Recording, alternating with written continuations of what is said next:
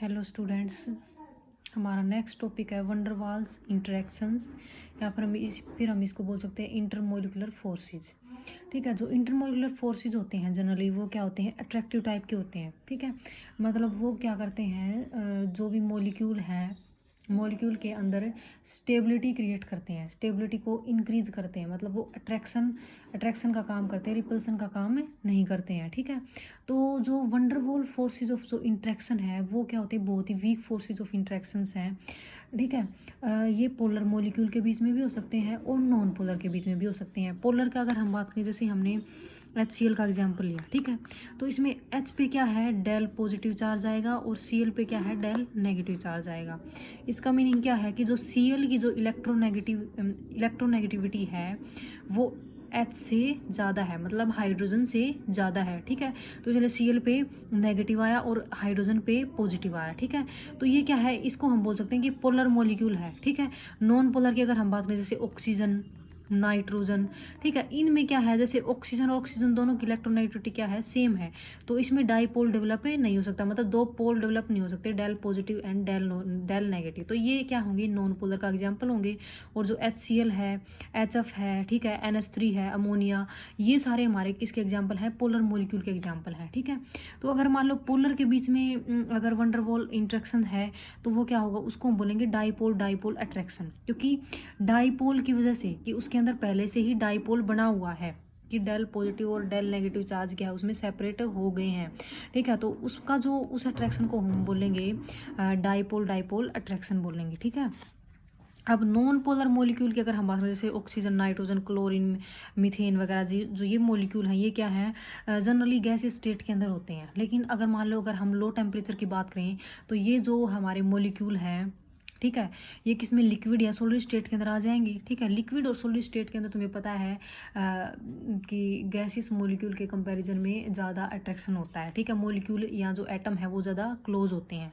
ठीक है, तो इसलिए हम अगर मान लो वंडरवॉल फोर्स ऑफ इंट्रैक्शन की अगर हम बात करें, ठीक है, तो इसकी अगर डेफिनेशन की बात करें तो ये होगी, they may be defined as very weak forces of attraction, बहुत ही वीक फोर्स ऑफ अट्रैक्शन होंगे बिटवीन नॉन पोलर मॉलिक्यूल के बीच में, which arise from the movement of electron in atom and molecule. और वो किससे अराइज होगा, इलेक्ट्रॉन की मूवमेंट से, क्योंकि एटम और मॉलिक्यूल के अंदर इलेक्ट्रॉन तो होते ही हैं। ठीक है, और वो इलेक्ट्रॉन क्या है, मूव भी करते हैं, तो उनकी मूवमेंट की वजह से जो अट्रैक्शन जो डेवलप होगा उसको हम बोलेंगे वंडरवाल फोर्सेज ऑफ इंट्रैक्शन। ये जो वंडरवाल फोर्सेज ऑफ इंट्रैक्शन हम जनरली पोलर के अंदर तो होता ही है अट्रैक्शन। ठीक है, लेकिन ये जनरली हम नॉन पोलर की बात करते हैं इसके अंदर। ठीक है, नॉन पोलर जो मॉलिक्यूल है वो हम इसमें लेके चलते हैं। ठीक है, अगर हम इसमें ओरिजिन ऑफ वंडरवाल फोर्सेज की अगर हम बात करें तो जनरली हम नॉन पोलर का एग्जाम्पल लेके चलेंगे, उसमें हमें ज़्यादा समझ में भी आएगा। और जो वंडरवाल फोर्सेज ऑफ जो इंट्रैक्शन है वो मेनली नॉन पोलर मॉलिक्यूल के लिए ही है। ठीक है, तो इसमें क्या है, जैसे अगर हम देखें, जैसे हमारे पास कोई भी नॉन पोलर मॉलिक्यूल है, ठीक है, तो उसमें अगर हम एटम की बात करें, ठीक है, तो एटम में क्या होगा कि सिमेट्रिकल डिस्ट्रीब्यूशन होगा इलेक्ट्रॉन का। एटम के अंदर क्या रहेगा, सिमेट्रिकल डिस्ट्रीब्यूशन रहेगा। जैसे मान लो हमने फर्स्ट एटम ये कंसिडर कर लिया, इसमें क्या है, सिमेट्रिकल डिस्ट्रीब्यूशन ऑफ इलेक्ट्रॉन, मतलब पॉजिटिव चार्ज रहेगा, बीच में पॉजिटिव चार्ज क्या होता है, न्यूक्लियस, और साइड में क्या है, इलेक्ट्रॉन है। ठीक है, इनका क्या रहेगा, सिमेट्रिकल डिस्ट्रीब्यूशन रहेगा इलेक्ट्रॉन का, तो इस पर क्या है, कोई भी चार्ज नहीं है, ये नॉन पोलर है, ये हमारा एटम क्या है, नॉन पोलर है। लेकिन एक मिलियंस ऑफ सेकंड के लिए, कुछ पल के लिए, मिलियंस ऑफ सेकंड के लिए, इसमें क्या है, एक इंस्टेंट ऑफ सेकंड के लिए इसमें क्या है कि जो इलेक्ट्रॉन का डिस्ट्रीब्यूशन है वो क्या है, क्योंकि इलेक्ट्रॉन मूव तो कर ही रहे हैं। ठीक है, तो पॉसिबिलिटी है कि इलेक्ट्रॉन का जो डिस्ट्रीब्यूशन है वो अनसिमेट्रिकल हो जाए, अनसिमेट्रिकल की पॉजिटिव चार्ज एक साइड में मूव कर जाए और जो नेगेटिव चार्ज जो मतलब इलेक्ट्रॉन है वो एक साइड में आ जाए, तो इसमें क्या है, पोल डेवलप हो गया, positive and negative pole develop होगा। ठीक है, तो इसको हम बोलेंगे इंस्टेंटेनियस डायपोल, या फिर हम इसको बोल सकते हैं टेम्परेरी डायपोल, क्योंकि जो ये सिर्फ एक इंस्टेंट के लिए, ठीक है, ये इसके अंदर क्या है, अनसिमेट्रिकल डिस्ट्रीब्यूशन हुआ है, तो उस वजह से डायपोल डेवलप हुआ है। और इसको हम टेम्परेरी, क्योंकि ये टेम्परेरी है, परमानेंट नहीं है। ठीक है, तो फर्स्ट एटम की अगर हम बात करें तो ये इसमें क्या है भाई, कुछ सेकंड के लिए इसमें क्या है, एक इंस्टेंट डायपोल डेवलप होगा। हाँ, ठीक है, हम सेकंड एटम की अगर हम बात करेंगे, सेकंड एटम क्या है हमारा, सिमेट्रिकल डिस्ट्रीब्यूशन है उसमें भी इलेक्ट्रॉन का। ठीक है, लेकिन सेकंड एटम के अंदर फर्स्ट एटम की वजह से डायपोल डेवलप हो सकता है, क्योंकि इसमें एक साइड में पॉजिटिव है और दूसरी साइड में नेगेटिव चार्ज है। तो पॉजिटिव क्या है, नेगेटिव को अपनी तरफ अट्रैक्ट करेगा और पॉजिटिव दूसरी साइड में चला जाएगा। तो सेकंड एटम के अंदर फर्स्ट की वजह से क्या है, डाइपोल डेवलप होगा। ये हमारा फर्स्ट एटम था और ये हमारा सेकंड एटम, तो इसमें भी डाइपोल डेवलप होगा क्योंकि पॉजिटिव नेगेटिव को अट्रैक्ट करेगा, ठीक है। तो इसमें भी डाइपोल डेवलप हो गया और इसमें भी डाइपोल। तो इन दोनों के बीच में जो इंट्रैक्शन है, ठीक है, उसको हम बोलेंगे वंडरवाल इंट्रैक्शन, ठीक है। और जो सेकंड एटम को क्या बोलेंगे हम, इसमें जो डाइपोल डेवलप हुआ है उसको हम बोलेंगे इंड्यूस्ड डाइपोल। इंड्यूस्ड का मीनिंग क्या है कि जो फर्स्ट एटम ने क्या है, इसमें सेकंड एटम के अंदर क्या है, डाइपोल इंड्यूस करवाया है, ठीक है। तो इसको हम बोलेंगे इंड्यूस्ड डाइपोल बोलेंगे, ठीक है। और फर्स्ट एटम को हम क्या बोलेंगे, इंस्टेंटेनियस डाइपोल। तो दोनों के अंदर जो इंट्रैक्शन है उसको हम बोलेंगे van der Waals force of A interaction, ठीक है। ये इसके अंदर बुक में भी यही दिखाया हुआ है, ठीक है। तो इसको हम क्या बोल सकते हैं, टेम्परेरी डाइपोल या फिर क्या, टेम्परेरी डाइपोल को और हम क्या बोल रहे थे, इंस्टेंटेनियस डाइपोल और इंड्यूस्ड डाइपोल। एक हमारा क्या है, टेम्परेरी डाइपोल है और दूसरा हमारा क्या है, इंड्यूस्ड डाइपोल है। एक हमारा क्या है, टेम्परेरी डाइपोल या इंस्टेंटेनियस डाइपोल है जो फर्स्ट एटम में डेवलप हुआ था। सेकंड एटम में क्या हुआ था, फर्स्ट एटम की वजह से डाइपोल इंड्यूस हुआ था, ठीक है। तो उसको हम बोलेंगे इंड्यूस्ड डाइपोल। तो इस इंट्रैक्शन को क्या बोलेंगे, टेम्परेरी डाइपोल और इंड्यूस्ड डाइपोल इंट्रैक्शन। इसको हम लंदन फोर्सेस भी बोल रहे हैं, लंदन फोर्सेस या फिर डिस्पर्सन फोर्सेस भी बोल सकते हैं। लंदन फोर्सेस को हम क्यों बोल रहे हैं, क्योंकि जो लंदन जो साइंटिस्ट थे उन्होंने जो फर्स्ट टाइम क्या है डिस्कवर किया था, नॉन पोलर मॉलिक्यूल के बीच में इंटरेक्शन, ठीक है। क्योंकि पोलर के बीच में तो पॉसिबल है ही, वो तो हमें पता ही है, पोलर के बीच में तो हो ही सकता है, लेकिन नॉन पोलर के बीच में क्या है, इंटरेक्शन। इसको मेनली क्या है, इसको ही हम लंदन फोर्सेस बोलते हैं, इसको ही हम बोलते हैं वंडरवाल फोर्स ऑफ इंटरेक्शन बोलते हैं, या हम इसको बोल सकते हैं टेम्परेरी डाइपोल और इंड्यूस्ड डाइपोल इंटरेक्शन भी बोल सकते हैं, ठीक है। अब कुछ फैक्टर्स हैं जो इन्फ्लुएंस करते हैं वंडरवाल फोर्सेस को, ठीक है। फर्स्ट हमारा फैक्टर है number of electron in the molecule. जितने नंबर ऑफ इलेक्ट्रॉन, जितने इलेक्ट्रॉन ज़्यादा होंगे मॉलिक्यूल के अंदर, एटम के अंदर, ठीक है, हमारे कंपाउंड के अंदर जितने ज़्यादा इलेक्ट्रॉन्स ज़्यादा होंगे उतना ही ज़्यादा क्या है, अनसिमेट्रिकल डिस्ट्रीब्यूशन के चांसेस ज़्यादा रहेंगे, उतना ही ज़्यादा क्या है कि ज़्यादा इलेक्ट्रॉन होंगे, ठीक है। तो पॉजिटिव चार्ज को एक साइड में कर सकते हैं और नेगेटिव चार्ज एक साइड में आ सकता है, मतलब पॉसिबिलिटी ज़्यादा है, ठीक है। तो उसकी वजह से नंबर ऑफ इलेक्ट्रॉन के जो वंडरवाल फोर्सेज ऑफ इंटरेक्शन हमारा डायरेक्टली प्रोपोर्शनल है, मतलब नंबर ऑफ इलेक्ट्रॉन जितने ज़्यादा होंगे, नंबर ऑफ इलेक्ट्रॉन्स जितने ज़्यादा होंगे उतना ही क्या होगा, वंडरवॉल फोर्स ऑफ इंट्रैक्शन उतना ही ज़्यादा होगा। तो इसके क्या होगा, डायरेक्टली प्रोपोर्शनल। अब हम साइज़ की बात करें, साइज़ क्या है, जितना ज़्यादा साइज़ ज़्यादा होगा, जितना ज़्यादा मॉलिक्यूल का साइज़ ज़्यादा होगा, ठीक है, उतना ही ज़्यादा क्या है, सरफेस एरिया ज़्यादा होगा, उतना ही ज़्यादा क्या है, सरफेस एरिया ज़्यादा होगा, और उतना ही ज़्यादा क्या है, इलेक्ट्रॉन को ज़्यादा स्पेस मिलेगा इलेक्ट्रॉन को मूव करने का, ठीक है। उतना ही ज़्यादा अनसिमेट्रिकल डिस्ट्रीब्यूशन होगा, अनसिमेट्रिकल डिस्ट्रीब्यूशन होगा तो डाइपोल डेवलप होगा, डाइपोल डेवलप होगा तो वंडरवाल फोर्स ऑफ इंट्रैक्शन क्या है हमारा, बढ़ेगा। वंडरवाल फोर्स तो इसके भी क्या हो गया, साइज़ के भी क्या हो गया, डायरेक्टली प्रोपोर्शनल हो गया वंडरवाल फोर्स ऑफ इंट्रैक्शन, ठीक है। नेक्स्ट हमारा है मोलिकुलर शेप। मोलिकुलर शेप की अगर हम बात करें, जैसे हमने एग्जांपल लिया n pentane and neo pentane. N pentane की स्ट्रक्चर हो गई, ठीक है, इसमें कोई ब्रांचिंग नहीं है, ठीक है, ये क्या होगी एन पेंटिन, और ये क्या है नियो पेंटिन। नियो पेंटिन में क्या है, ब्रांचिंग होगी, ठीक है।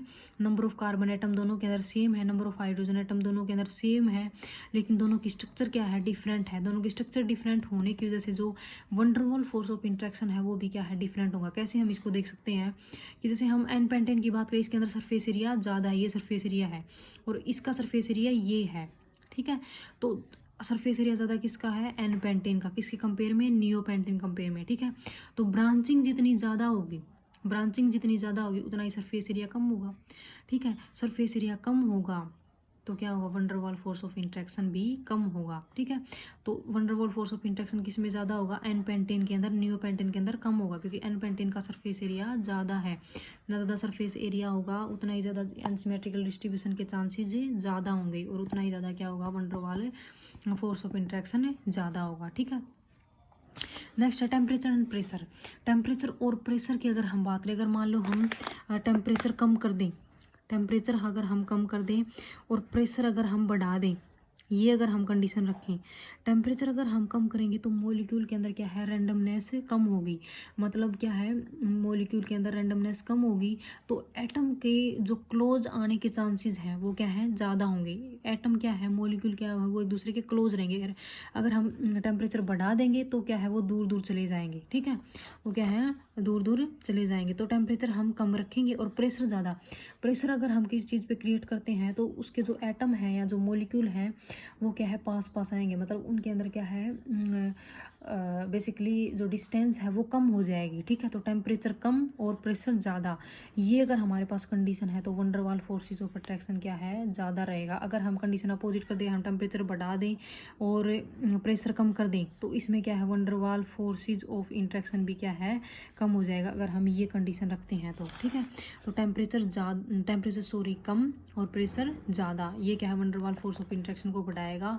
अगर हम टेम्परेचर ज़्यादा कर दें, प्रेशर कम कर दें तो वंडर वाल फोर्सेस ऑफ इंट्रैक्शन भी क्या है, कम हो जाएगा। ठीक है, तो ये हमारे क्या थे, कुछ फैक्टर्स थे जो वंडर वाल फोर्सेस को इन्फ्लुएंस करते हैं। ठीक है, अब टाइप ऑफ वंडर वाल इंट्रैक्शन क्या है भाई, इसके कितने टाइप का हो सकता है। फर्स्ट डाइपोल डाइपोल अट्रैक्शन, मतलब ये डाइपोल डाइपोल अट्रैक्शन किसके अंदर होगा, जो पहले से पोलर है जो मॉलिक्यूल, जैसे HCl हो गया, NH3 हो गया, SO2, इसमें क्या है, हाइड्रोजन की इलेक्ट्रोनेगेटिविटी Cl से बहुत कम है तो Cl पे नेगेटिव, हाइड्रोजन पे पॉजिटिव। ऐसे ही यहाँ पे नाइट्रोजन की ज़्यादा है और हाइड्रोजन की कम है, इसमें भी ऑक्सीजन की ज़्यादा और सल्फर की कम है। तो इसमें क्या है, ये परमानेंटली डाइपोल है। तो इनके बीच में, इन मॉलिक्यूल के बीच में जो इंट्रैक्शन होगा उसको हम बोलेंगे डाइपोल डाइपोल इंट्रैक्शन या डाइपोल डाइपोल अट्रैक्शन। ठीक है, सेकंड हमारा डाइपोल इंड्यूस्ड डाइपोल अट्रैक्शन, जो हमने अभी देखा था, जिसका एग्जांपल हमने अभी देखा था कि जो कोई भी ऐसा मॉलिक्यूल, जैसे हमने H2 का एग्जांपल ले लिया या फिर N2 का एग्जांपल है, जो नॉन पोलर जो मॉलिक्यूल हैं जिनके बीच जिनके अंदर पहले से डाइपोल नहीं है, वो क्या है, उसके अंदर डाइपोल इंड्यूस होगा। ठीक है, तो उसको हम बोलेंगे डाइपोल इंड्यूस्ड डाइपोल इंटरेक्शन। ठीक है, जैसे जिनोन गैस होगी या फिर हमारे पास N2O2, इस टाइप के कोई भी हाइड्रोजन जिसके अंदर दोनों मॉलिक्यूल की इलेक्ट्रोनेगेटिविटी में ज़्यादा फर्क नहीं है या फिर दोनों की इलेक्ट्रोनेगेटिविटी सेम है। ठीक है, तो नोबल गैसेज भी इसका एग्जाम्पल हो सकती हैं। ठीक है, तो ये दो टाइप के हो गए, डाइपोल डाइपोल अट्रैक्शन और डाइपोल इंड्यूस्ड डाइपोल अट्रैक्शन। ठीक है, अब वंडरवॉल रिपल्सन क्या है। ठीक है, एक हमारे पास कंडीशन है कि अगर मान लो ये हमारे पास कोई भी दो नॉन पोलर एटम है। ठीक है, इनकी अगर हम रेडियस देखें तो इस एटम की रेडियस ये होगी यहाँ तक। ठीक है, और इस सेंटर से हम देखते हैं डिस्टेंस। ठीक है, ये इस एटम की रेडियस है, ये होगी। इन दोनों की रेडियस, इसकी ये मान लेते हैं हम ए और ये मान लेते हैं हम बी। ए और प्लस बी, ए प्लस बी का जो ए प्लस बी जो इन दोनों का जो सम होगा उसको हम बोलेंगे वंडरवॉल रेडियस। उसको हम बोलेंगे वंडरवॉल रेडियस, मतलब दो इंडिविजुअल नॉन पोलर एटम है। ठीक है, उनकी हम इंडिविजुअल रेडियस देखेंगे और उन दोनों का जो सम है उसको हम बोलेंगे वंडरवॉल रेडियस। ठीक है, तो अगर हम ये दोनों मॉलिक्यूल इस वंडरवॉल रेडियस इनकी जो डिस्टेंस है, दोनों के बीच की डिस्टेंस है, इस वंडरवॉल रेडियस के इक्वल है। इन दोनों के बीच की जो डिस्टेंस है वो वंडरवॉल रेडियस के इक्वल है। तो जो अट्रैक्शन है वो क्या है, मैक्सिमम रहेगा। अट्रैक्शन क्या है, मैक्सिमम रहेगा, या जो इंट्रैक्शन है वो क्या है, मैक्सिमम रहेगा। मतलब van der Waals forces of attraction maximum रहेगा। लेकिन अगर इन दोनों एटम के बीच में अगर वंडरवॉल रेडियस से कम हो जाती है डिस्टेंस, वंडरवॉल रेडियस से कम हो जाती है डिस्टेंस, तो क्या है, जो अट्रैक्शन है वो क्या है, वो किस में कन्वर्ट हो जाएगा, रिपल्सन में। वो किसके अंदर कन्वर्ट हो जाएगा, रिपल्सन में कन्वर्ट हो जाएगा। तो इसका मीनिंग क्या है कि जो वंडरवॉल रेडियस के इक्वल होनी चाहिए। अगर मान लो हमें मैक्सिमम अट्रैक्शन चाहिए तो जो दोनों एटम के बीच की जो डिस्टेंस है वो वंडरवॉल रेडियस के इक्वल होनी चाहिए। वंडरवॉल रेडियस हम कैसे निकालेंगे, दोनों की जो इंडिविजुअल जो रेडियस है उसका हम सम करेंगे, उसको हम बोलेंगे वंडरवॉल रेडियस। अगर वंडरवॉल रेडियस से कम है डिस्टेंस तो क्या है, रिपल्सन होना स्टार्ट हो जाएगा। और इसको हम क्या बोल रहे हैं, वंडरवॉल रिपल्सन। इसको हम क्या बोल रहे हैं, वंडरवॉल रिपल्सन।